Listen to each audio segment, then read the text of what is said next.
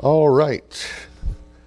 Brother Tom is not feeling all that great today, and so I was asked to just fill in for this week. Always happy to help out in any way possible. Certainly hope that he gets feeling better real soon. And so I got to thinking about what we could cover tonight. I know you've been studying a great deal about the New Testament. And I thought maybe this would be a subject tonight that maybe not as many folks have had a recent study or investigation of. It has to do with the cities of refuge. You know that there are 6 cities of refuge that are mentioned in the Old Testament. I don't know how much you know about them, but they're a very interesting study. As a matter of fact, one of the first things I'd like to notice with you is their prominence. They are mentioned in not just one text of Scripture from the Old Testament. You can find reference to this in Exodus 21:13. You can find it in the book of Numbers chapter 35, all the way from verses 6 through 34. And then Deuteronomy has a couple of passages that deal with these cities of refuge. Deuteronomy 4:41 to 43. And then Deuteronomy 19 verses 1 through 13, and then Joshua chapter 20. Now, even if you didn't get all of those down on that shot right there, that screen or slide right there, we'll be coming back to these verses throughout the presentation tonight. So we know they're prominent in the Old Testament, but what was their purpose? What was the purpose of these cities of refuge? It's really not hard to figure out at all. In fact, the text in Exodus 21 and verse 13 says, "If a man lie not in wait, but God deliver him into his hand, then will I appoint thee a place whither he shall flee." Now notice the first part of this is very important. It's not about someone lying in wait to engage in premeditated murder. These cities of refuge were not for premeditated murderers. This was for a man that was not lying in wait, but has someone who dies at his hand, and there's a place appointed where he can flee and have his case heard. In fact, in the book of Joshua chapter 20, you'll note that it says, "Appoint cities of refuge." Now, what were the cities of refuge to be appointed for, or for whom were they to be appointed? The very next verse, Joshua chapter 20 and verse 3, answers that question, that the slayer, but notice what kind of slayer? The slayer that killeth any person unawares and unwittingly may flee there. This again is not for someone who's very aware of what they're doing and planning it, premeditating it. This is for the slayer that kills someone unaware and unwittingly. They have a place they could flee, a place of refuge. Notice, from the avenger of blood. If you killed someone's family member back then, and they find out you're the one that killed their family member back then, what might they try to do to avenge the death of their family member? Kill you. And if you have engaged in premeditated murder against their family member, they would actually have the right to engage in that. But what if you're not guilty of premeditated murder? You run to one of these cities of refuge, and there your case can be heard, and then it can be decided whether you are guilty or not guilty. And we'll talk about the protocols of what's involved in this here in a few moments. But notice Numbers chapter 35 and verse 11 says, "Then ye shall appoint you cities to be cities of refuge for you, that the slayer," that's the person who did the killing, "may flee there." But what kind of killer are we talking about again here? The one who kills someone, at King James renders it unawares. In other words, unintentionally. It wasn't done as some kind of premeditated act. And then you'll note Deuteronomy chapter 4 and verse 42, that the slayer might flee there, which should kill his neighbor unawares. And then look at this critical part of it right here. hated him not in times past. This wasn't something that had been brewing and percolating for quite some time, and now it finally boils over and you just kill the person that you've hated all this time. You've had no hatred for this person in the past. There's no reason why anyone would think that you were out to get them or that you had any reason to be out to get them. You've had a good relationship. There's been no hatred. You have an opportunity, if you kill them unawares, to flee to one of the cities and to receive a hearing there of your case. In Deuteronomy 19, it says, "This is the case of the slayer, which shall flee thither." Notice the reason, "that he may live. Whoso killeth his neighbor ignorantly," again, not with premeditation and planning, it's done in ignorance, "whom he hated not in time past." And then he gives us the benefit of some examples. Verse 5, it's like, let's say you go into the wood with your neighbor to cut down wood, and you fetch an axe, and you start cutting down a tree, and verse 6 says, "the head slips from the handle and lights upon the neighbor," perhaps hitting him in the head or some other part of the body where he is mortally wounded, and he dies. Well, was this something you premeditated? Did you premeditate that axe flying off the handle and hitting your neighbor? No, it wasn't something you did on purpose. You would be allowed to flee to one of those cities of refuge, and you would be able to live there and have your case be heard. Now watch, this introduces us to the family member or person who's trying to take matters into their own hands, lest the avenger of the blood, that's the person trying to punish you for killing their loved one. The avenger of the blood is the one pursuing the slayer. And notice this phrase, "while his heart is hot." Have you ever done something in the midst of emotion without knowing all the facts? I don't know if you heard about the man that found his daughter all torn and bleeding. She was alive, but the man found the family dog all covered in blood and assumed that the dog had gone mad and attacked his daughter, and so he put the dog down. He shot the dog and put it out of existence, and then later found a dead panther in the area that the dog had fought. And that's where the injuries and blood came from the dog. The dog was defending the little girl from the panther. And so how do you think the father felt when he realized, I killed the very one that tried to defend my daughter? I killed it. And that's not a good thing. But why did he do it? It was an emotional action. And do people sometimes, in the midst of emotional turmoil, make rash decisions that they should not make? Yes.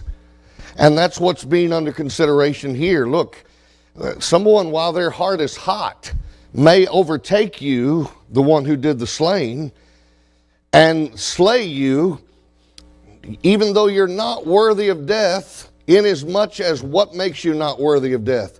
He hated him not in time past. You didn't kill this person because of hatred that was brewing inside of you. And so there needs to be a nearby city that you could go to as a city of refuge, not one that's so far away that the avenging family members might catch up to you, overtake you, and put you to death, when really you don't deserve to be put to death. And so he says in verse 7 of Deuteronomy 19, thou shalt separate, starts out with 3 cities. 3 cities for thee.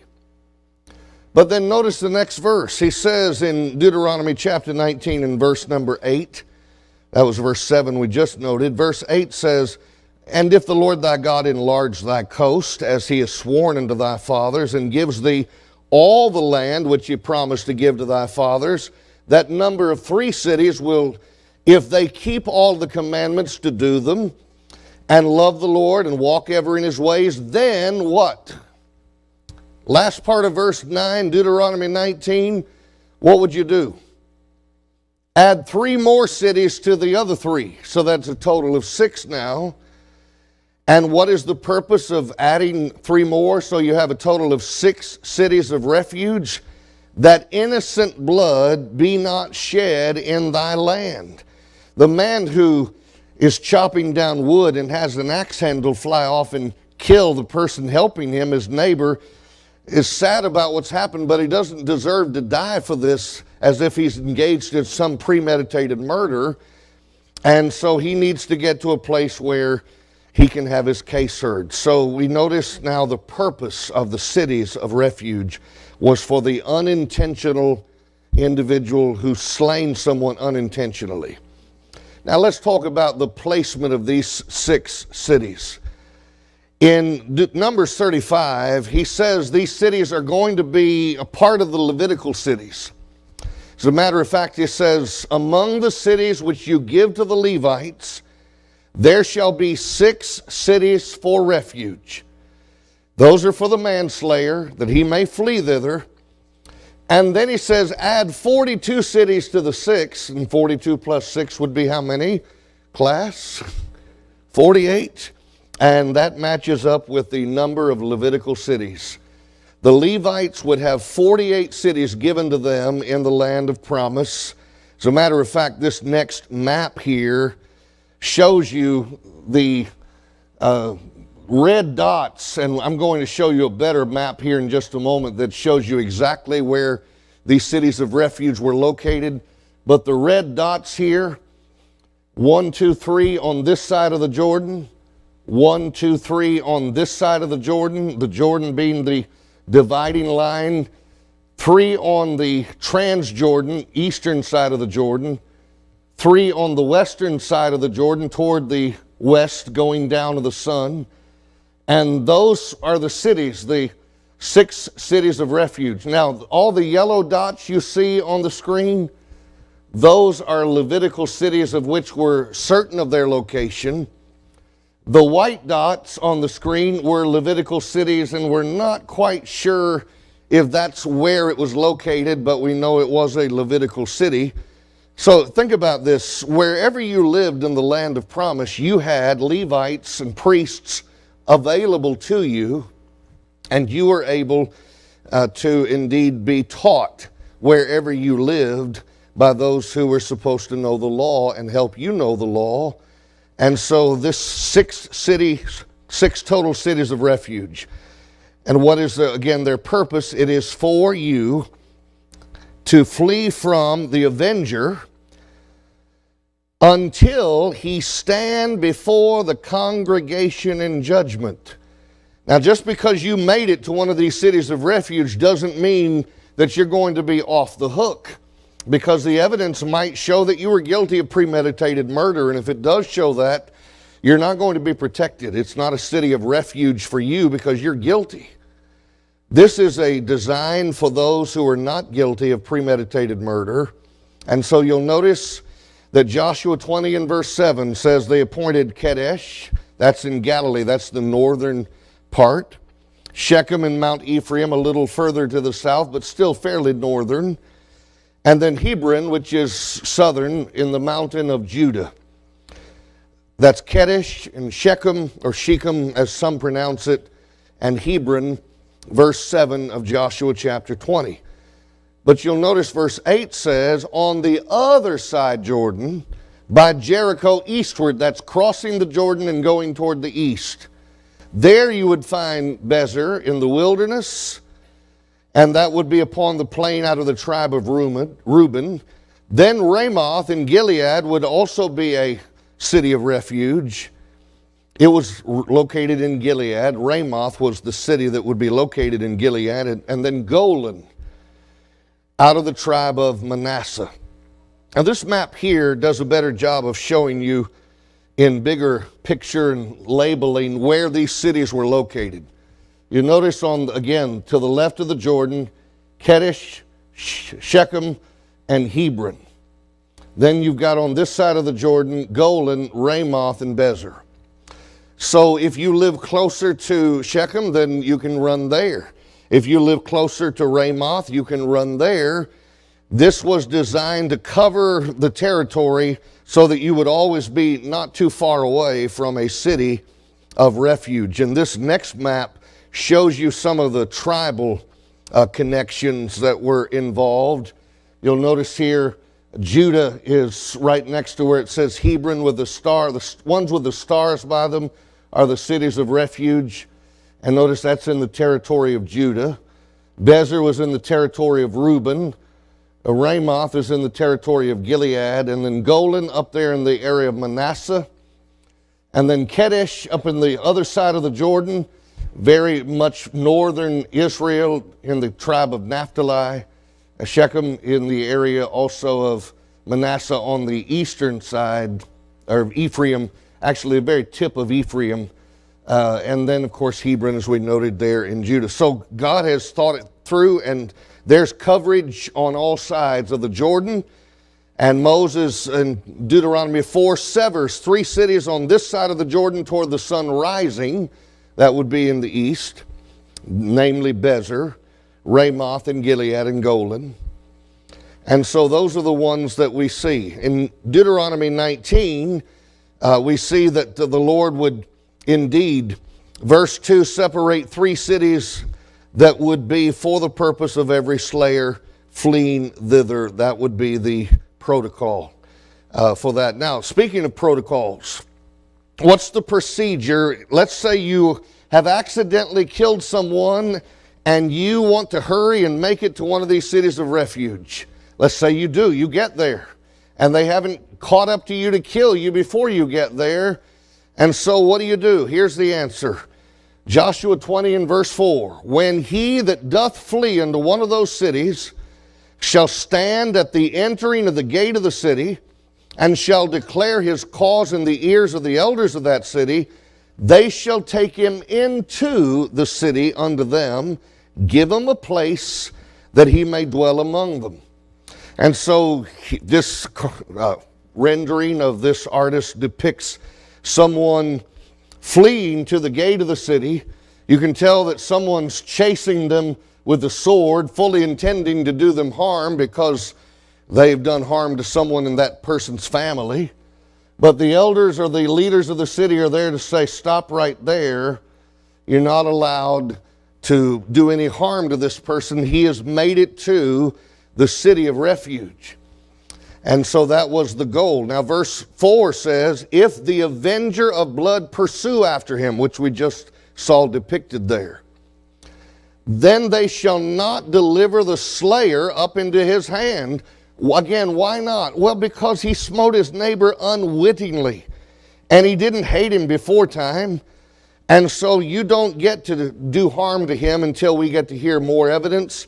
And then once you make it to one of those cities of refuge, you are allowed to dwell safely in that city until you stand before the congregation for judgment. Now, let's say the congregation hears your case and says, no, that was premeditated. Then they let you go outside of the city, and the avenger may be waiting there to do you harm. And if they have decided that you have committed premeditated murder, then the revenger or avenger is outside waiting for you. But let's say they say you didn't do it on purpose, it was an accident. Does that mean you get to go free and go back home and immediately be at home where you want to be? No. Notice, after your case is heard by the congregation and they make a judgment, if they judge that no, you didn't do it on purpose, and so you're allowed to live in this safe place, you stay there. You're required by the law to stay there until what event takes place? The death of the high priest. So you hope that the new high priest didn't just become the new high priest, right? Because you're going to be there a while. Perhaps if he's the new high priest and in good health, you may be, at least you're alive, but you're going to be living in a city of refuge, not your hometown. Notice verse number 6 of Joshua chapter 20. After the death of the high priest, what does verse 6 say can happen? Then shall the slayer return, come to his own city, to his own house, to the city from which he originally fled. And so we'll come back to the significance of how the death of the high priest was so liberating. Think about that as it relates to you and to me. Do we have any liberating factor involved in the death of our high priest? Did it liberate us in any way and set us free? And so you see in Numbers chapter 35, they start getting into some qualifying statements now. If you smite someone with an instrument of iron so that he die, what does Numbers 35:16 say you are? And the murderer shall surely be put to death. If you pick this up and with full intent are trying to kill someone with it, then indeed you're a murderer. If you have taken a stone and you've smitten someone by throwing a stone for the purpose of trying to hit them in the head and hurt them or kill, and they die, then you are what? You're a murderer, and you'll surely be put to death. But then notice verse 18, if you smite them with a hand weapon made out of wood, and they die, then you're a murderer, and the murderer shall surely be put to death. So was there a murder weapon involved, and is this something that we can tell was brought for the purpose of killing the person, or was this an accidental thing such as we've described, where it was not done on purpose and it wasn't done because you brought a murder weapon with you? The revenger of blood, in those cases, the cases we've just seen, if you've been found guilty of using a murder weapon for deliberate purposes to kill someone, the revenger of blood, when he meets you, is allowed to what? Is allowed to slay you. In fact, because of the Genesis 9:6 concept of whoso sheddeth man's blood, by man shall his blood be shed, that would be the eventual thing that would happen to you if you have killed someone with premeditation. The revenger of blood, when he meets you, is going to slay you for that. Now, again, if you thrust them of hatred or hurl at him by lying of weight that he die, that you would fall into that category. If you in enmity smite him with his hand that he die, he that smote him shall surely be put to death. He's a murderer, and the revenger of blood is going to slay the murderer when he meets him, says Numbers 35 and verse 21.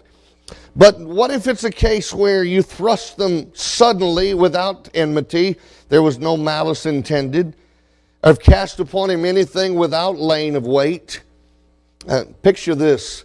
Someone comes up and tries to do you harm, and they try to assault you, and do you have a right to self-defense? Yes or no? If they come up and try to assault you, do you have a right to try to defend yourself, or do you just have to take your beating?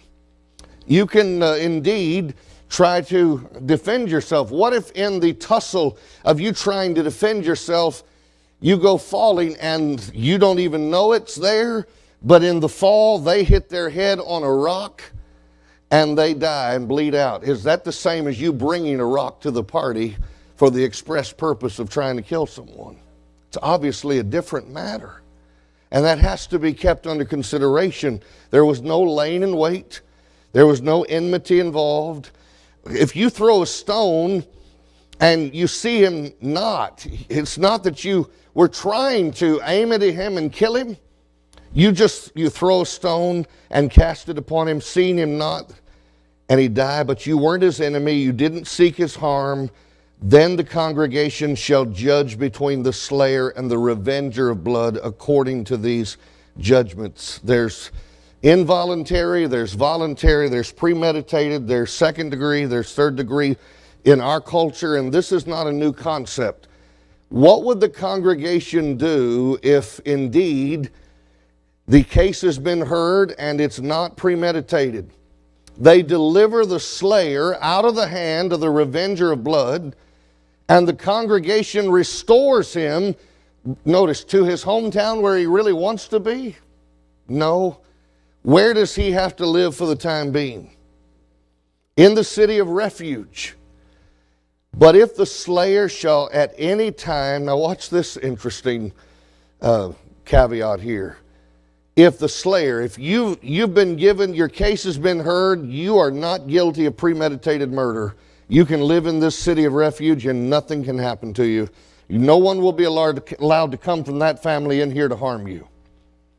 Let's say you say, but I'm going to go out of the city of refuge, out of the safety of this city, and I'm just going to travel and go other places. If the slayer at any time comes outside the border of the city of his refuge, whither he was fled, and the revenger of blood finds him outside the borders of the city of his refuge, then if the revenger of blood kills him, then the text says what? He would not be guilty of blood, because who made the choice to walk out there and put yourself in harm's way? You did. And you were given a safe place. You decided to leave that safe place. Notice verse 28. Because you should have remained in the city of his refuge until what? Until the death of the high priest. But after the death of the high priest, the slayer shall return into the land of his possession. He can go back home and be liberated and set free and no longer have to live away from home. And verse number 30 of Numbers 35 says, whoso killeth any person, the murderer shall be put to death by the mouth of witnesses. But one witness shall not testify against any person to cause him to die. Isn't that a very logical and needed law? Because if only one witness is required to say I did something, then if they have it out for me, they can say I did something, and what can I do to fight it? So, no, it needs to be more than one witness. At the mouth of 2 or 3 witnesses, words were corroborated or deeds were corroborated, and so one witness would not have been sufficient to cause anyone to die. You need more than one witness. And verse 31, don't take satisfaction for the life of a murderer guilty of death. He shall surely be put to death. And so it's not a matter of God saying, and this is what always amazes me about people debating whether the death penalty is scriptural or not, because in every age of Bible history, patriarchal age is Genesis 9:6. Whoso sheddeth man's blood, by man shall what? His blood be shed. Does the law of Moses contain any death penalty permission? Were there certain things you could do under the law of Moses that would bring about your death? Absolutely. You can read a number of things there under the law of Moses. What about the Christian age? Do you know that Paul said in Acts chapter 25, if I have committed anything worthy of death, I refuse not to die. This is Acts 25:11. If I be an offender or have committed anything worthy of death. Now this is the New Testament. Paul has just admitted there are certain things you can do that would make you worthy of what? Of death. But he says, if I've done anything worthy of death, I refuse not to die. He doesn't say, well, you can't put me to death because the death penalty is wrong. He says, I refuse not to die. And incidentally, Romans chapter 13 and verse 4 talks about the powers that be and the government's right to execute those who are doing evil. Well, you say, where does it say execute? It says he doesn't bear the sword in vain. What's he going to use the sword for? To tickle you? To just poke you a little bit here or there? This is actually suggesting that when the evidence is there, the government has the right to put you to death if you've taken someone else's life. That's how precious life in the image of God is. Now, notice though, Numbers 35:32. You shall take no satisfaction for him that is fled to the city of his refuge, that he should come again to dwell in the land. There's nothing you can do that would authorize him to leave the city of refuge to come to your homeland again. No amount of money you can pay that would get him liberated. What does this passage say the event has to be in order for him to be qualified to come back home again, come again to dwell in his land? The death of the priest, the high priest. And he says, the reason for this rule is so you shall not pollute the land wherein you are, for blood, well, it defiles the land. The land can't be cleansed of the blood that's shed therein, but by the blood of the one that shed it. That's Genesis 9:6 in a nutshell.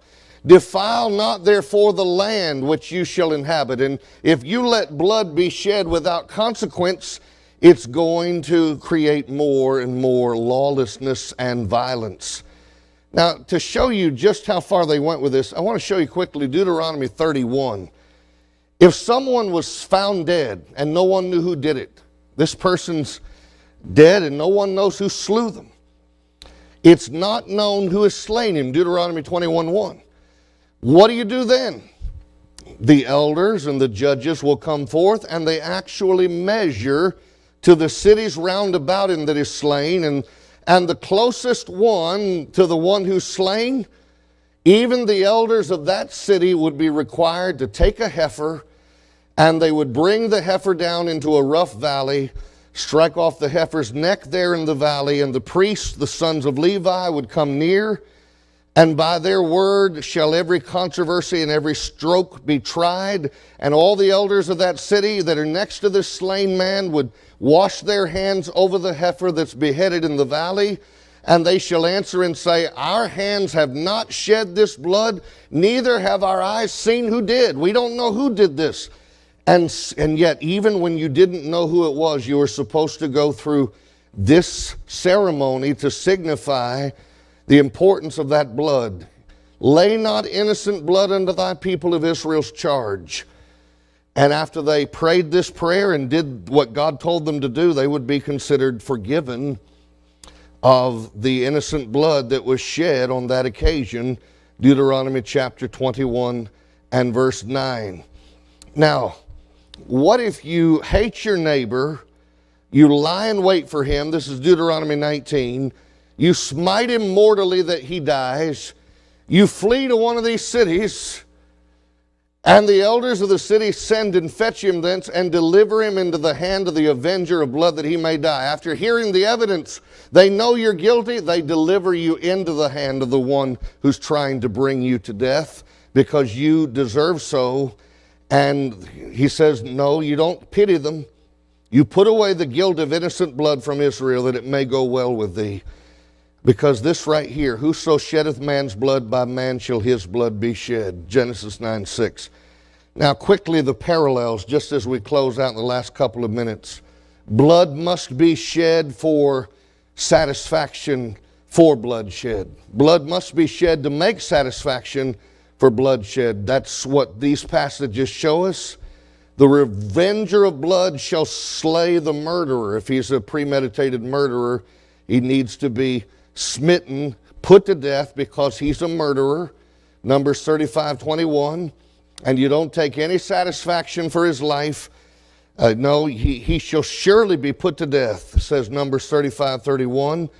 Now, Jesus, did he have to die for you and for me to receive the liberation from bondage, the bondage of sin? Or was there another price that could have been paid? That's it. He paid it all. This is my blood of the New Testament, which is shed for many. Why? For the remission of sins. We have redemption how? Through his blood, no one else's, Ephesians 1:7. Having made peace through the blood of his cross, Colossians chapter 1 and verse 20. Now here's the second parallel, and we've alluded to it several times. It takes the death of the high priest to make satisfaction for those who pollute or defile the land. And you'll note Joshua mentions again till the death of the high priest, and our time's running out, so I'm skipping over some of the stuff we've already shown you to this. We have a great high priest who's passed into the heavens, Jesus, the Son of God. Let us hold fast our profession. This high priest was in all points tempted like as we are, yet without sin. But we can boldly come, not to a city of refuge, but to the throne of grace to find mercy and grace to help in time of need. He is the high priest of good things to come, and by his own blood he was able to purge our conscience and to give us remission of sins. Indeed, we'll close out with this right here. The Bible says in Deuteronomy 19:3, prepare thee a way that every slayer may flee thither. Has a way been prepared for us to be set free from the bondage of sin? Jesus said, I'm the way, the truth, the life. No man comes to the Father but by me. Christ is the Savior of the body. Sorry we had to go so rapidly. Hopefully this has whet your appetite to do perhaps further study. This is a fascinating thing, and I appreciate the time to study it with you tonight.